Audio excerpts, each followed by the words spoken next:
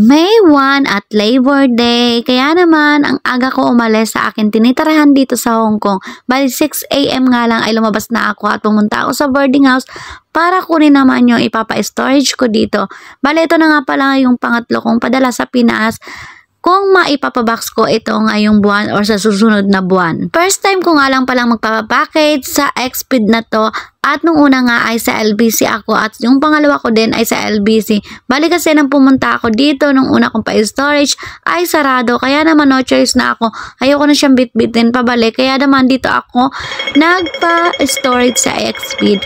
At pagkatapos ko nga mag-storage ay ilalaban ko naman tong shoes ko na tuklap na at meron nga akong meet up ng 8:30 AM, dito naman sa MTR Yuen Long. Bali, isang sakay lang to ng light trail o kaya pwede naman siya lakarin. Kaya nga lang, yung sapatos ko ang inaalala ko. Pagkadating ko nga dito ay konting antay lang ako.